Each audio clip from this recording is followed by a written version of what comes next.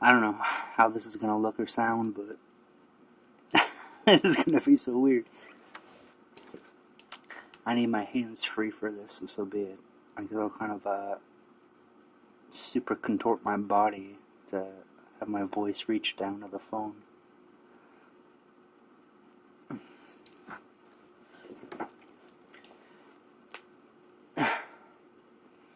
But yeah, so I wanted to share this. I just came across it, and it was very in sync with me because right before I found this was just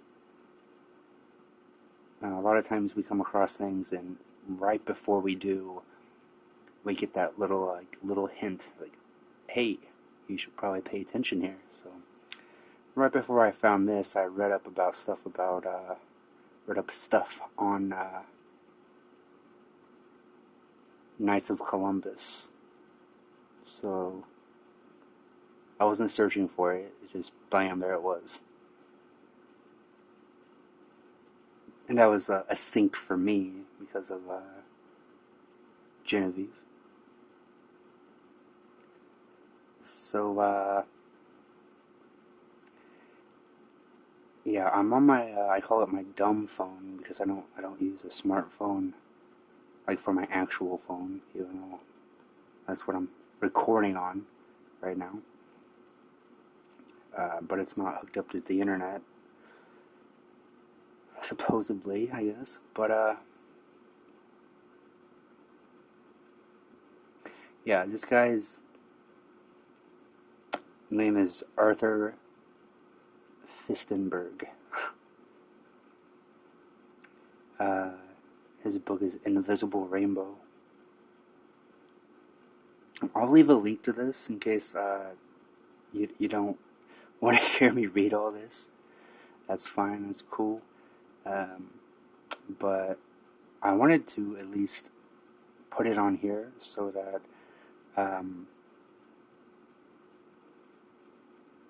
I'm kind of surprised it hasn't been deleted because it says it's 2 months old. So yeah, I wanted to read this.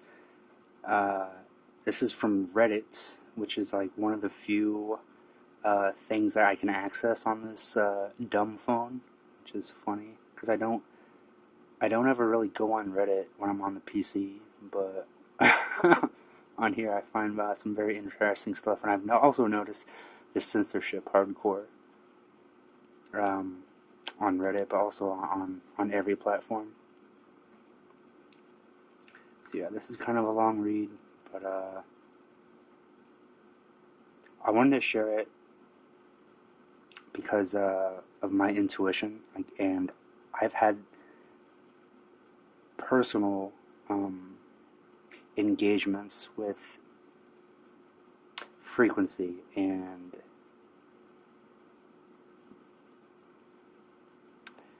the waves. So I mean, this stuff rings true for me. I know a lot of people not necessarily don't want to look into it, but they want so ardently to believe that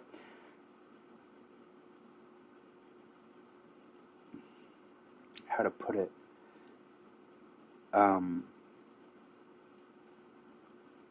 certain things don't exist, or they're actually benefiting people.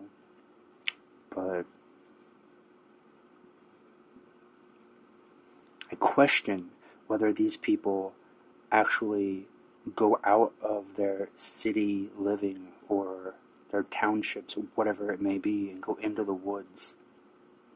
If they see and have engagement and communion with animal life and the plant life, because I've been talking about this for a little bit here, about how the plants and animals have been suffering because of whatever it may be.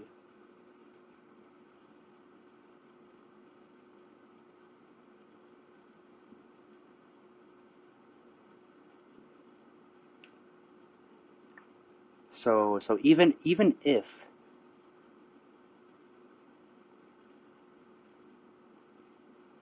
these microwaves or whatever are not really having an effect on humans, even if that was the case, which I don't think that that is the case, it's still having an effect. And you can, and like I'm going to read at the end of this, there's multiple people talking about this from around the world, what they're witnessing with their plant and animal life and the insects. So even if you think that it's not going to affect you, it's affecting everything around you. That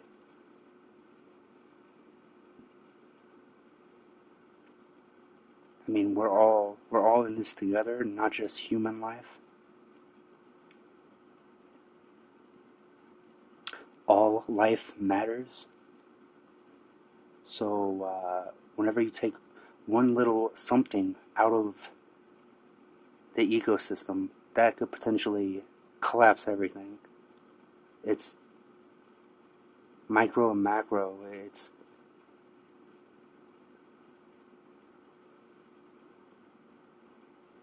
you disrupt one little cell, and that's going to have a cascade effect on everything.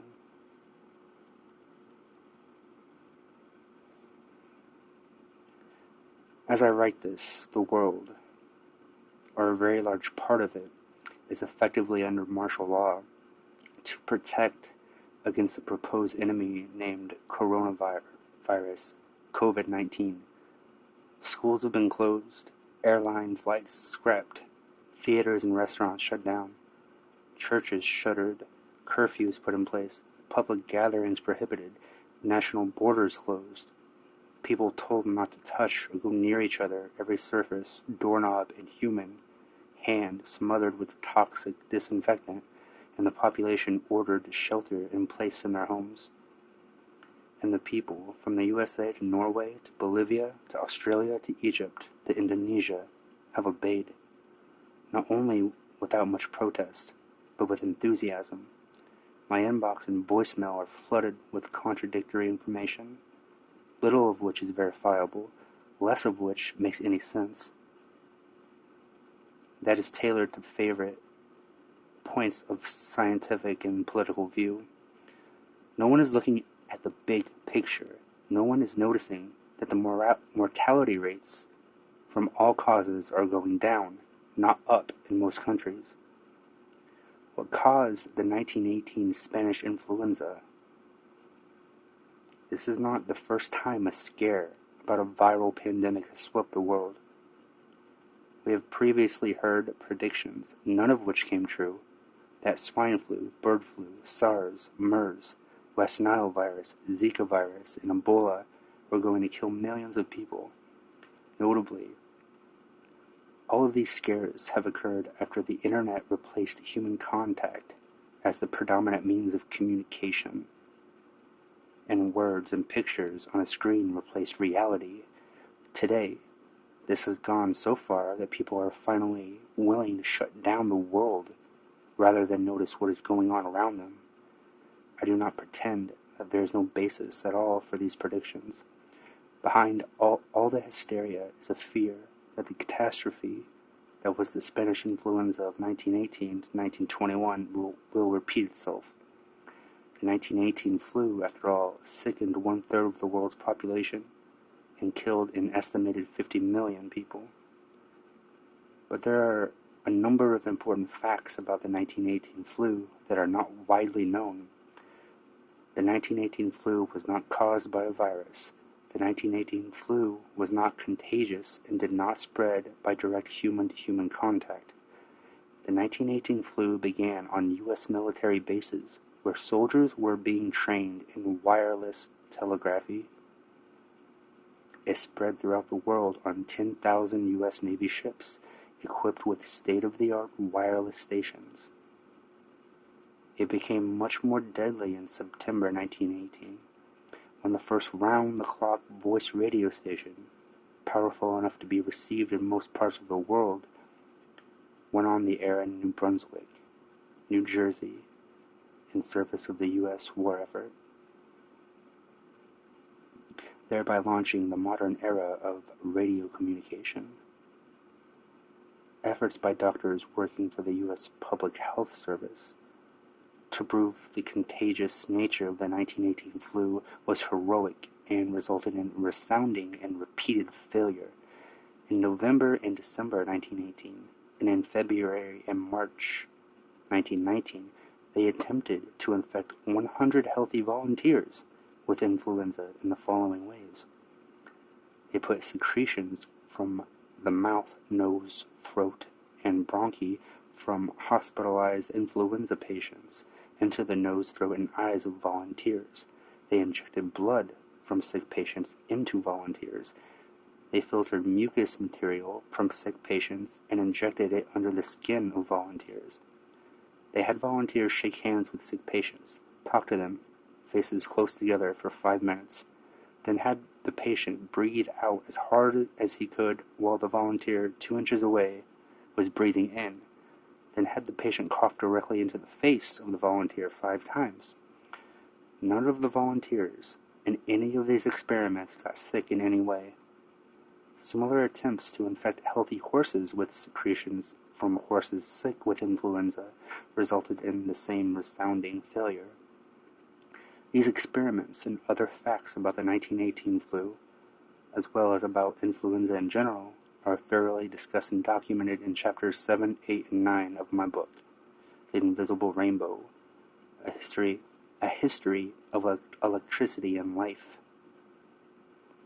Historically, influenza was an unpredictable disease that struck without warning and without a schedule and disappeared as suddenly and mysteriously as it had arrived, not to be seen again for years or decades. It did not exist on this earth as an annual disease prior to the worldwide deployment of AC electricity for lights and power that occurred in 1889. Many of the doctors who were flooded with influenza in 1889 had never seen a case before, but influenza has not been absent anywhere on Earth since. What is most difficult for people to let go of is the notion so deeply ingrained in our society that a disease is the same as a bacteria or a virus. This way of looking at the world as a battlefield instead of a community is wrong. Yes, there is a respiratory virus associated with influenza. No, the virus does not cause the disease. Influenza is a neurological disease that can affect almost every organ, with or without respiratory systems. It is caused by electricity.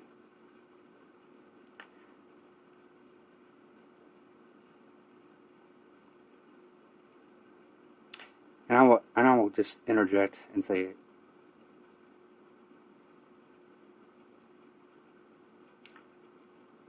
we live in an electrical world. The energy, electricity is but one part, so it's a unique form, current pattern of electricity, which is what he's talking about. Especially now, the world needs to know these things. Once it is understood that the 1918 flu was not caused by a virus, it was not spread by contagion, but was instead caused by the sudden spread of radio communication throughout the world. The hysteria should die down and the world can get back to normal and go about the necessary business of getting rid of wireless technology. Going about the business, well, that's... Let me reposition. There's not enough people, even, quote unquote woke people, or what the fuck ever,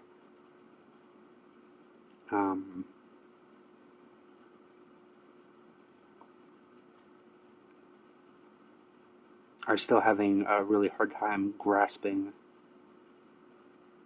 the effects that this stuff is having.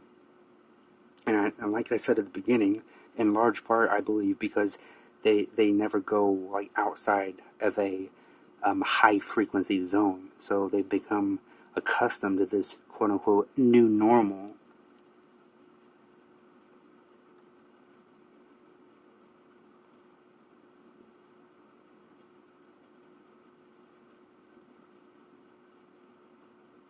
Radio waves have sickened and killed more of humanity in the past century than all of the bacteria and viruses combined. Also, heart disease, diabetes, and cancer, chapters 11, 12, and 13 of The Invisible Rainbow, are caused primarily by the sea of radiation with which our cell phones, cell towers, radio stations, security systems, baby monitors, wireless computers, and other wireless devices and infrastructure have flooded our precious and fragile world. And I would replace the word fragile with just epically sensitive, supremely sensitive. The coronavirus and 5G.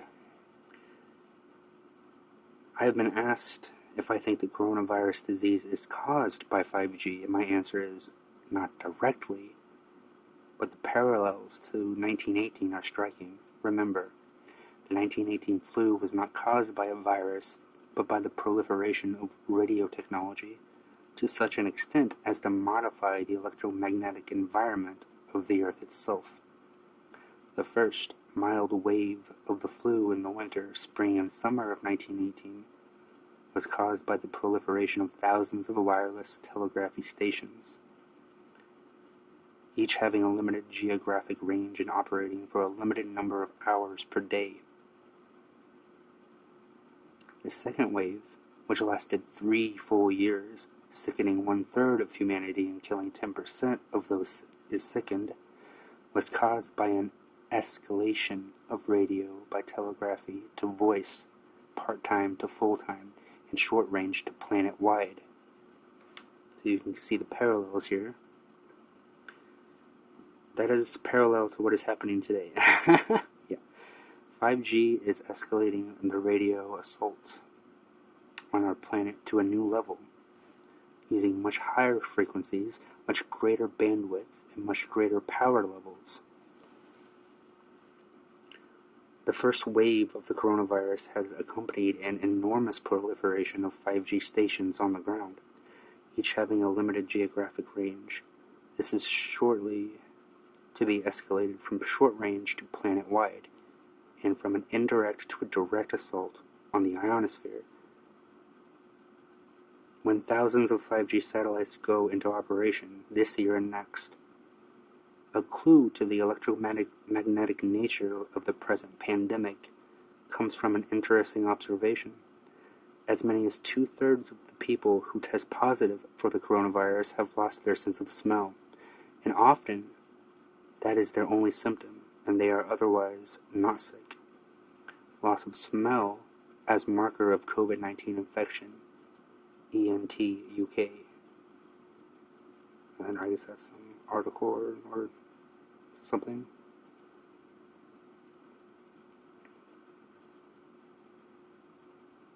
Or something from the UK, I don't know. Loss of sense of smell is a classic sign of the disease that was called radio wave sickness in the former Soviet Union, and that is called electrical sensitivity today. Often, it is the only symptom of exposure to radio waves in otherwise healthy individuals. Investigation of the olfactory sensitivity in persons subjected to the influence of UHF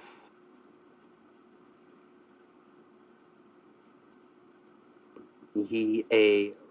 Labanova and Z.V. Gordon in the biological action of ultra-high frequencies, A.A. Ledovet and Z.V. Gordon, Moscow, 1960, JPRS 12471, pages 50 to 56. Another clue is the frequently reported effects of the coronavirus disease on the cardiovascular system, including arrhythmias, hypotension, tachycardia, and a high proportion of concomitant cardiovascular disease in infected individuals. This was reported on March 6, 2020 in Cardiology magazine. These are also classic effects of exposure to radio waves. A third clue is the astonishing variation in the severity of the current pandemic. Regardless of measures taken by governments to prevent person-to-person contact, why, for example, does Italy have 74,000 cases of coronavirus disease, and Japan only 12,000? 80% of the cases identified in Japan have not passed on the infection to anyone else. Tokyo, among the world's most densely packed metropolitan areas, with a population of 38 million, has also no disease. This despite a nationwide quarantine and a shutdown of society in Italy. A few measures taken against the disease in Japan. There is no quarantine in Japan and bars. Restaurants and clubs are busy and bustling. Temples are packed, and parks are filled with people viewing cherry blossoms. The subways are packed, and people are going to work, yet the disease does not spread. Japan has close contact with China and did not even stop incoming flights from Hubei until February 1st. Japan has an older population than Italy and a higher rate of tobacco smoking. The electrical nature of the disease would explain this too. Almost all of Japan is volcanic, and the electrical conductivity of the earth underneath Japan is higher than underneath most of Italy. Residents of Japan are therefore better grounded than residents of most of Italy, and are less affected by the radio waves around them. The volcanic regions of Italy, Sicily, and Campania, have much lower rates of coronavirus than the rest of Italy. Patricia Ormsby, who lives in Japan, told me years ago that when she is in the United States, she can feel a cell phone from a distance of 6 meters. But when she is in Japan, she does not feel a cell phone until it comes within 3 meters of her. I live in Santa Fe for the same reason. I do not feel all the cell towers here because the conductivity of the earth underneath Santa Fe is so high. Regardless of the origin or severity of the respiratory virus that is called COVID-19, the rollout of 5G is playing a large role in the current pandemic. Fear, social isolation, and the shutdown of society are far more damage to the fabric of life than the virus ever could. Yeah, they're spelling errors here. So, are causing. It is time for society to get over its obsession with this microorganism and to turn to the emergency posed by wireless technology on Earth and in space.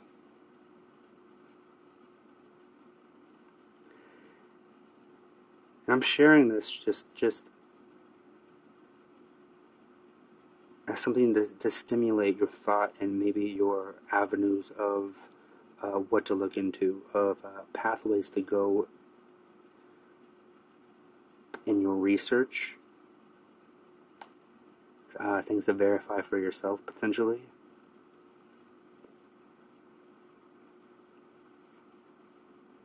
So, 2420. Ooh. So I wanted to share this, reports of dying and disappearing insects and wildlife. Reading this really, I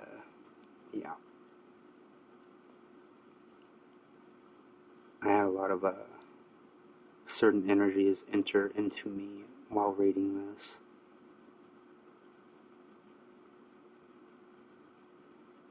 I had to meditate pretty intensively after reading this.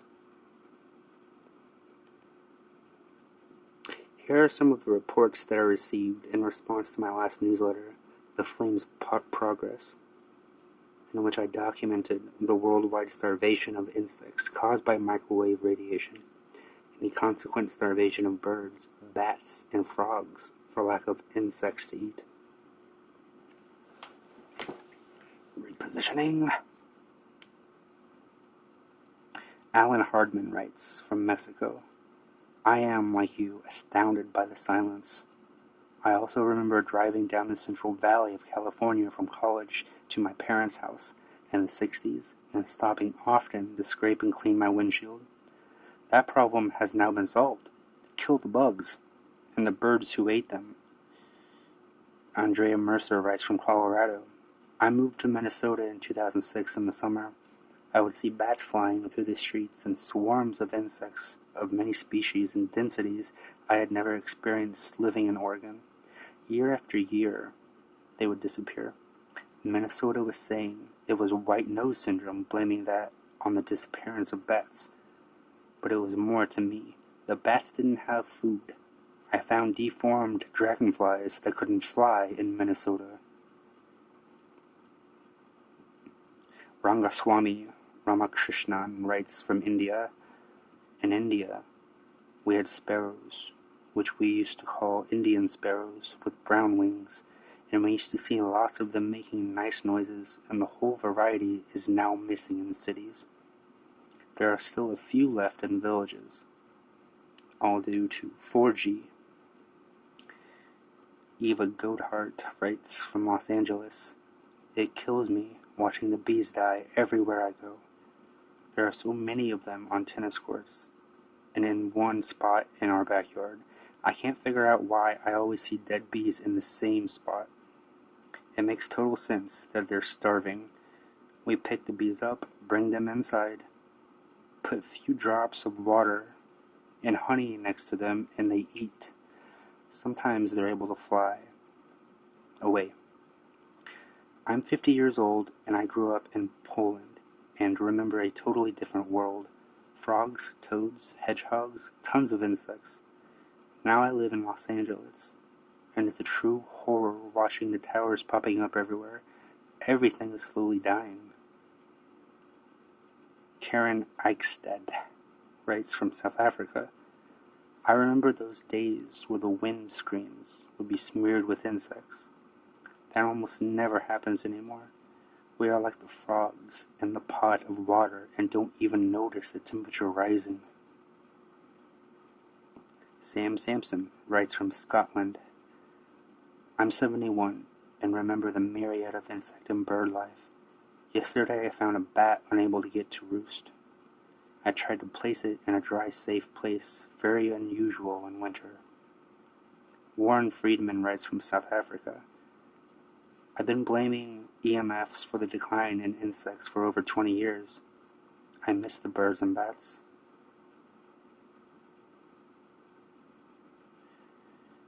Jean Amy Martin writes from France. Yeah, I messed up her name, but sorry, French people. Jean Amy Martin. I do understand why you are so bewildered, because I am too. We are very much concerned about the survival of a so low number of bees, insects, and bats in our garden and in nature in general. Francisco Gabiola Guerra writes from Belgium, when I go on holidays to the town in Spain where I was born, in summer, you heard all the time crickets in the fields. There were butterflies in the fields. You heard birds all the time. When you went to the fields, there were honeybees everywhere. Today, none of that is present. Antonio Holthweisen writes from the Netherlands, I live next to the woods, and in May 2016, when I came to live here, there were always so many frogs on my driveway. I could hardly avoid them with my bike. There were that many, but in the last 2 years, I may be glad to see one, maybe two. One dragged itself to my doorstep. I talked to him, but didn't know how to help him. Next time I will pick him up and bring him to the woods where I myself can't feel the radiation anymore, and see if this might help him. Last year I also Saw bumblebees stumbling across my lawn. I let one crawl over my hand. What a beautiful creature, wonderful. But I couldn't help them. They died. It became a bumblebee cemetery. Later I realized that they would die exactly there, where I myself also suffered from the two masts hidden in the church tower in the village. Connie Drummond writes from the UK. Insects have gone, small birds are not in the trees, and we are left with a few kestrels and kites who, too, are starving and just circling the skies, desperate for grub like vultures. Patricia Ormsby writes from Japan. 5G got switched on in late February. 5 days ago I noticed that the black kites, Milvus migrans, that used to roost around our vegetable field, that left our field when smart meters were installed, but moved on to fields further away with no smart meters, have now fled those fields entirely. Totally empty sky, but lots and lots of ground birds in those fields. What kites still remain have moved to the forests. Each time I have gone out, I have seen one or two kites attempt to fly out over the fields and then give up. Angela Fowles writes from Australia. In Melbourne, millimeter wave trials across 25% of the city just began. This morning, on my walk with a neighbor, we were mortified to see dead bees, insects on the ground throughout our hour-long walk, all the way to a nature park and all along the streets back home. More satellites launched. On Wednesday, March 18th, SpaceX launched 60 more satellites into space from Cape Canaveral, Florida, bringing the total SpaceX Starlink satellites orbiting the Earth to 350. Also on March 18th, OneWeb launched 34 more satellites into space from the Baikonur Cosmodrome in Kazakhstan, bringing the total of OneWeb's satellites orbiting the Earth to 74. None of these satellites have yet gone into operation, but on March 13th, 2020, the Federal Communications Commission granted SpaceX permission to sell 1 million user devices to American customers. This has turned a long-standing concern into an emergency, for last fall, SpaceX announced its intention to begin providing 5G service to the northern United States and southern Canada after it had at least 400 satellites orbiting the Earth. The threat to terrestrial life, at least in portions of North America, may now be only weeks away. I have summarized the threat to life posed by SpaceX in previous newsletters, but it bears repeating. The energy for life is provided not only by the food we eat and the air we breathe, but by the electricity that we imbibe from earth and sky, which circulates through our acupuncture meridians, feeding our organs from the day we are born until the day we die. The source of electricity that sustains us and circulates through our bodies is the Earth's own source of high voltage, the ionosphere.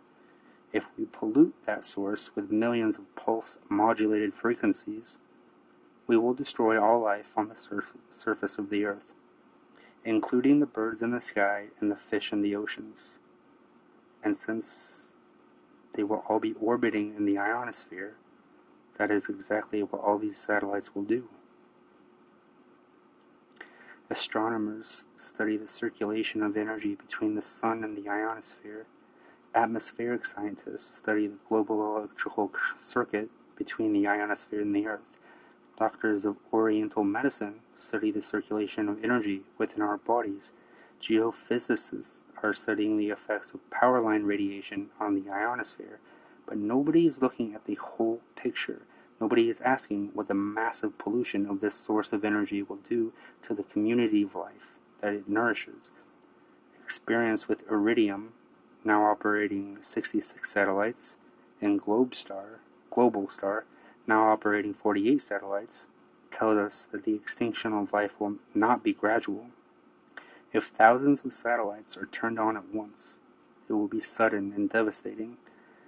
If surface If service begins with only hundreds of satellites to a limited part of the world and increases to global coverage from thousands of satellites next year, it may be a little less sudden, but the end result, the extinction of most life, will be the same.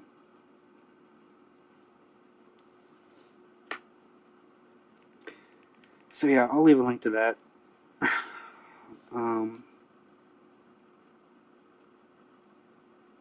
Yeah, I mean, many questions. I don't like to provide answers. I like to stimulate thought and have people begin to access divine contemplation and figure shit out for themselves, or at least begin the steps of doing so.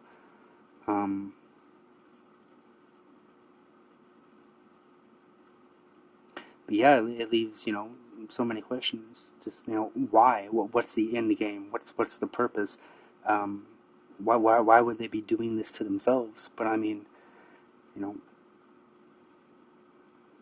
from what I have gathered,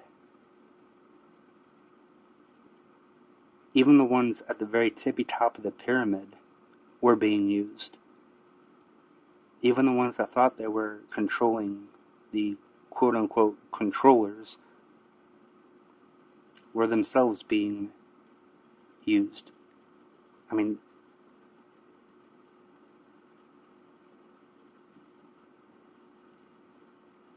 yeah, it's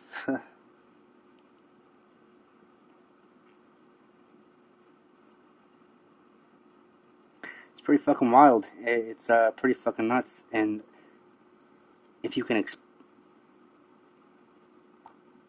for those, I mean, I know there's some of you that know what the fuck I'm talking about because you experience this for yourself directly, or you're. I mean, the thing is, this is the thing. Like, everyone's experiencing this. It's just if you're able to realize what's going on, and so much of it is also mental as well. Absolutely, like you determine the severity of the effect. But that doesn't negate the effect. You can't negate this effect.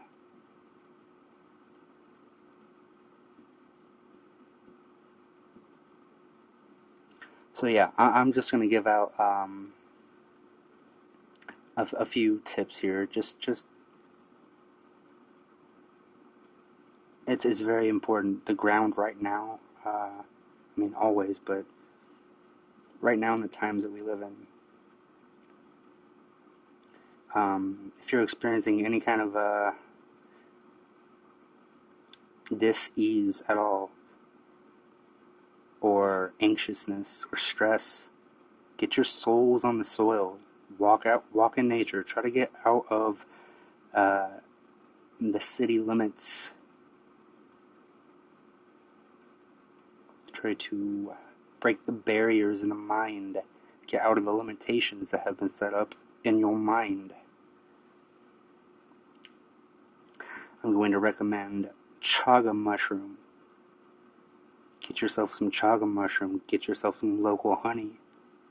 If you're into crystals and all that good stuff, obsidian,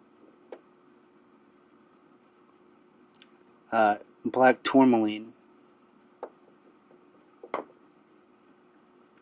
organite.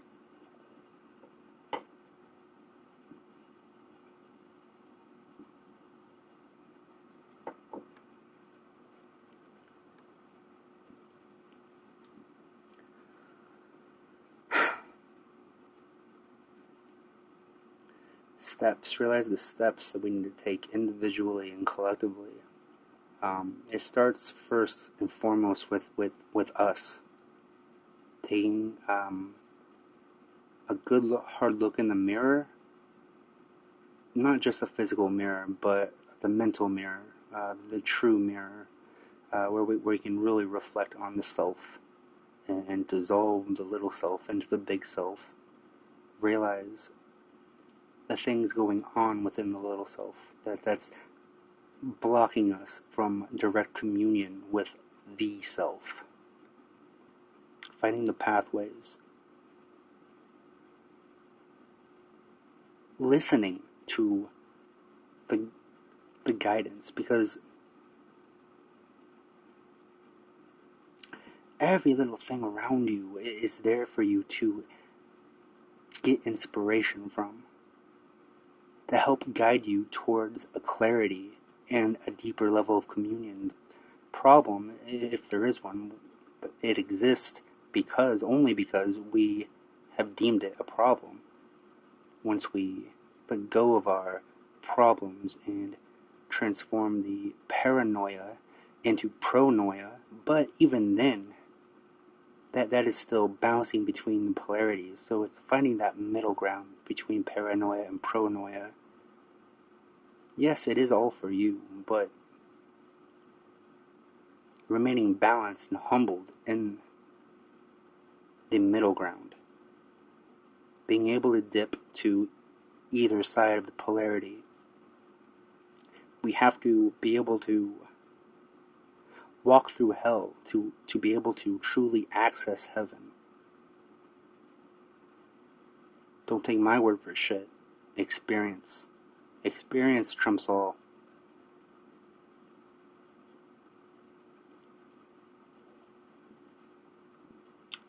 So yeah, that's it for this one. Peace.